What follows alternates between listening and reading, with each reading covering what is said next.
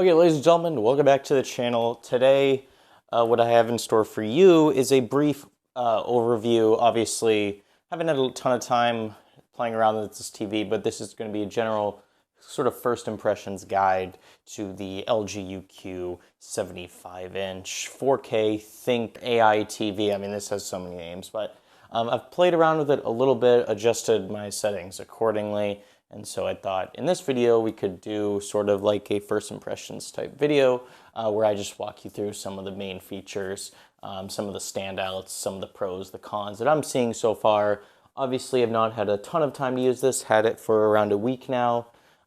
So I thought I'd give you my first impressions on maybe sound quality, picture quality, maybe like the software, how the OS sort of thing.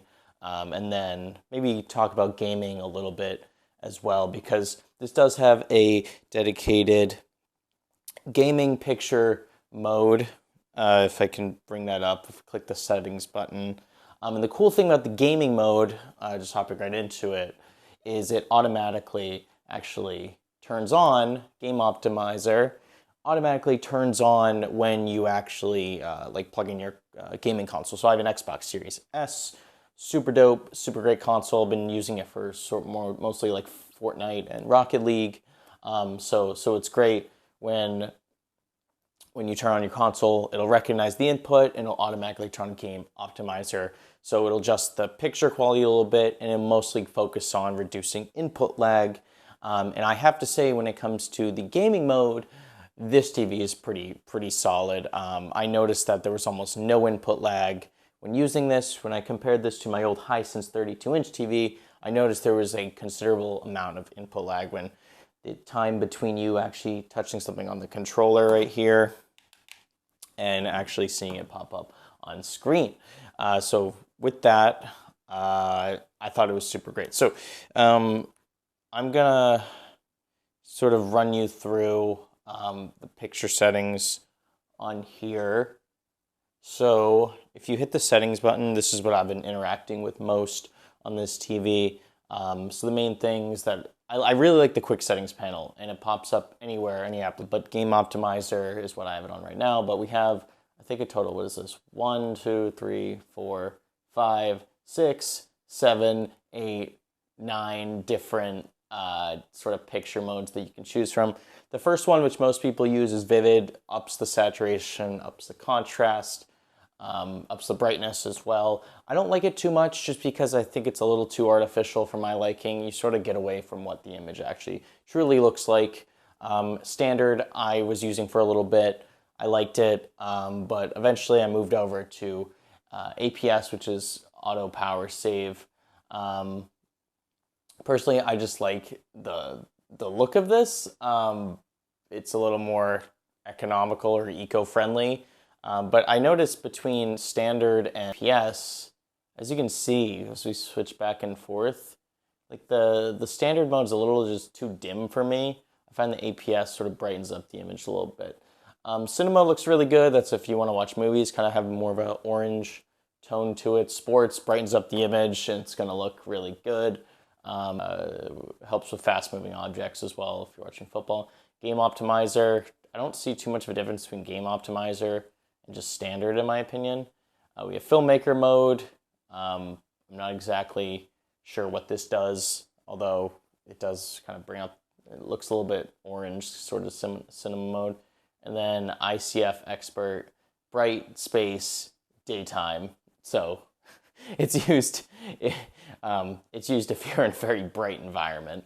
And then we have ICF Expert Dark Space. So this is if you're in a really dark environment or you're watching it at night. So you don't have like the sun sort of bleeding into it sort of thing. But for me, I like APS Auto Power Save. So I think it looks the best. You kind of, because it's brighter, it might look a little bit more washed out, but for my environment, since I have a lot of sunlight coming in here, I think it's fine. So I'm kind of in between sort of APS and standard. I think both are completely valid options. If we move over to sound settings, I keep it on standard, but you can also use AI sound. It just kind of like matches your sort of environment. I don't know, it'll detect what what sort of content's playing and auto-tune it based on what it thinks is the best. Standard, I just lived on standard cinema, like movie theater experience. Clear Voice Pro, it's gonna up the voices. Sort of if you have actors or speaking or something like that, it's gonna bring out their vocals more. Sports, I haven't had too much time to play around with the music. That's self-explanatory, and then Game Optimizer. So I like those settings there. And then you can also do the sound output. I like how there's a quick settings guide for this to speaker. So obviously TV speaker for my audio, but you can also like hook up a sound bar, hook it up to optical audio, or Bluetooth device. Game Optimizer works with HDMI inputs. That makes sense. Wi-Fi settings. So, and you can also edit this if you want to add additional things or move these quick settings around, but I like the current layout of it.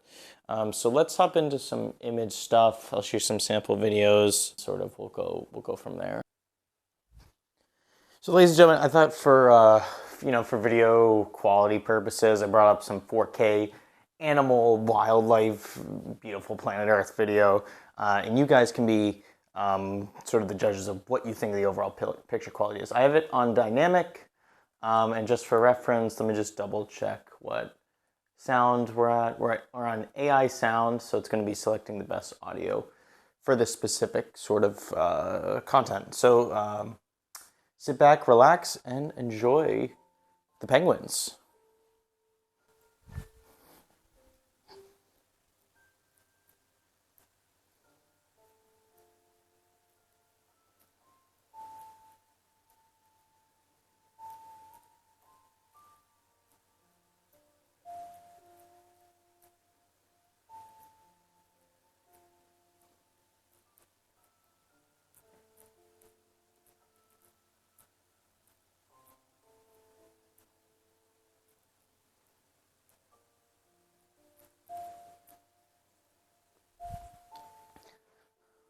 Okay, I'm gonna pause right there.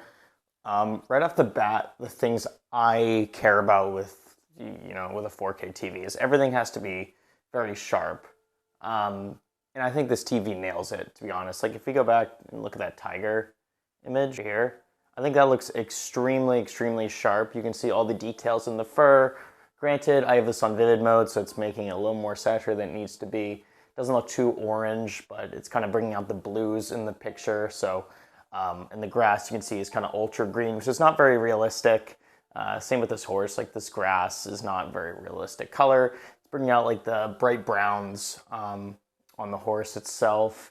So overall, and the sound quality, you guys can't hear because I'm speaking through my microphone, but overall, I think this is a great sort of image. The thing I wanted to talk about with this TV in terms of the things I noticed that were kind of weird is the vignetting. I think that's how you say it, the vignetting sort of aspect to the TV. Now a lot of TVs are sort of guilty with this. I believe this is direct lit. I don't think this is edge lit. I will double check that. But anyway, I've noticed I've noticed in the corners of the TV, it's not as bright. It's a little bit dim, so you're getting that vignette sort of picture where like the center and the sides are very bright, but like these corners are not. Comment down below if you know a setting to actually fix this. I saw some stuff about adjusting local dimming settings. I have the backlight panel on 100%, so obviously it's not dim. Maybe it's a black level sort of setting, I don't know. But if there's any way to fix this, comment down below. Because I'm not really entirely sure how to. I mean, it doesn't disrupt the image by any means, but it is noticeable that the corners are a little bit darker. Maybe QLED technology sort of fixes this problem because I don't notice it on my TCL. Probably make a video on that in the future as well. I don't notice it on that one because that has like mini LED technology, so there's like just more LEDs. Yeah, so maybe it does a better job at light distribution throughout the entire panel. I don't know. This is a budget 4K TV. At the end of the day, I don't really care because the picture looks good, and obviously, like that's what matters for the consumer. Also, I know you can't see this, but the overall thickness of the TV, it's not very thick. It's actually thinner than I expected. My TCL is much thicker than this one, but yeah. Let me think other things I want to talk about. Maybe UI, but to sum up the picture quality, obviously this isn't a robust in-depth analysis of it. However, I would say it's sharp, it's colorful. You can adjust the color or the sort of vibrancy depending on what picture mode you select. I think the audio on this is actually excellent. It's extremely loud. And it has some good bass as well, good low end. I don't think you need a sound bar with this TV, at least I don't in my bedroom. If you want one, you can, but I don't think you need it. I usually leave the volume on in between like 5 and 15 out of 100, and it gets plenty loud. I can't imagine going anything above that. Like shake my whole house or apartment. But if we go home, maybe the thing I'll hit on next is just the WebOS. I like it personally. I do like this sort of layout. LG has changed their WebOS a little bit. Their old one, they used to have like, instead of like the square iPhone apps at the bottom here, they would have these large sort of parallelograms that would stick out to bring up like your most recent apps or whatever. But I like the OS. It's actually very snappy for a budget 4K TV. I think this TV is very snappy. It's honestly faster than my Google TV, which I don't understand how that's even possible, but it's snappy. You have all your apps listed at the bottom, and then you can go into all apps, as you can see here. Just let this load up. And obviously you have to make an LG account, similar to like every TV OS, just like log in, make an account. It takes like 2 seconds. But you can go here and go to the App Store and basically download whatever you want. They have like literally everything. Paramount Plus, Fubo, YouTube, download whatever your heart desires. It doesn't matter. The one thing I would like, and the Magic Remote probably fixes this, is just like, I think there's too many buttons on this remote. And obviously this is like the cheap one, so that makes sense. But I find I'm clicking, a lot of the time I'm just clicking the wrong buttons on this remote, mainly because we have up, down, left, right in the center, but there's also the issue of like there's buttons that are the same, roughly the same size on the diagonal sections of this. So I'm finding myself, I sometimes cannot like accurately select the button I want. I'm clicking the wrong one, especially since the back button is so close to all the arrows. Sometimes I have to actually like look down to see what I'm selecting here. Yeah, let me switch over to my Xbox and I'll show you some Fortnite, how smooth it is and stuff like that. But yeah, I like the OS. It's very good. I don't really have too much to say about it, honestly. If you've had an LG TV in the past, you know what to expect for this. Also, I just want to call out, LG does have its own set of LG channels on here. A lot of TVs have this, like Samsung, Google, TCLs, Roku has its own channel. Essentially, it's like they have their own live channels that you can stream. They're not the best. Like, you're not going to be getting like local sports or anything. But they got some good ones in here. Like, they've got a Christmas Carol, Christmas movies you can watch. You can watch some free movies, whatever you want. It's limited, but honestly, it's free. So can you really come free live TV? I don't really think so. Yeah, you can go to live. It literally like brings up like a guide. You can literally click guide. We'll actually have like a set guide of things you can watch. And it's somewhat snappy. It's not the fastest thing in the world. We got the Doyle Brunson World Poker Tour right here. How sick is that? Anyway. Let me plug in my Xbox, turn on my Xbox, and we'll go from there. So it should recognize the input, and it's going to say yes, I want to connect to that. So it's going to load up my Xbox. So let's hop right into that. Okay, so we got Fortnite booted up here. And I'm just using my standard Xbox controller. And honestly, like, I mean, obviously I use a PC. So it's like the input lag on a PC, and I use a wired controller. The input lag there is like literally 0.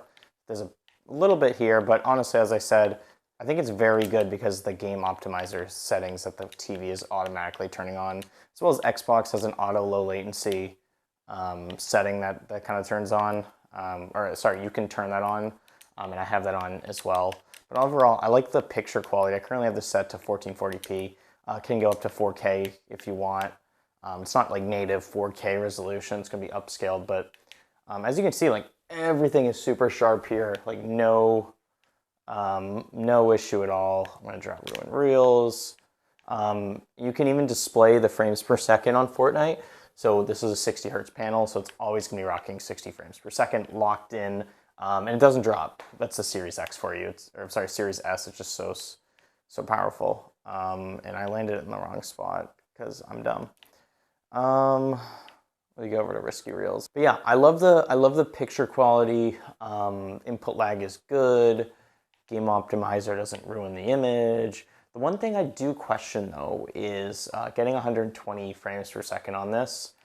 Basically, I saw in another guy's video, he was able to get Xbox to sort of recognize that using 1080p, 120 frames per second. I was not able to do that. I mean, I'm not complaining about 60 frames per second considering it's like really, really smooth. And LG's probably turning on motion smoothness to smooth out some stuff, but yeah, I just found that a little odd because I could not find that setting. I would also recommend for gaming, I wouldn't use TV speakers. If you're playing a video game, I would recommend a headset just so you can hear people. Got it for 29, killed them, loaded. So yeah, that's gonna wrap up this review, guys. I'm just gonna hide really quick, just want to die. Okay, I'm dead. Yeah, let me return to lobby. So yeah, that's gonna wrap up my brief review of this TV, ladies and gentlemen. I think this is a definite yes for me. I think the vivid settings are great. Basically, all the picture modes are great, and the sound quality is great. Has this great WebOS user interface, which I think is super clean and snappy. It's got some AI features in here. I didn't mention there's AI picture mode as well as AI audio that you can turn on. I don't have those on, but yeah, this is a very good budget TV. It's well built as well, not too thick, not too chunky. The one thing I would recommend is them improving this remote. It's plastic. It's got a brushed metal to it, so it's fine, but I think the Magic Remote is definitely better, and you can pair it with this TV. By the way, I just want to call that out. You can just buy it separately and it will pair up. So maybe I'll do that in the future if I really want to, because this remote is like, eh. So yeah, if you guys like this video, leave a like, subscribe to the notification bell. If you want to see more content on this TV, definitely leave a comment down below. Any questions you have on this TV, and actually, before I need to look up if this is direct lit or edge lit. I believe it's direct lit. Let me double check that. So thank you guys for watching. Love you all. See you in the next one.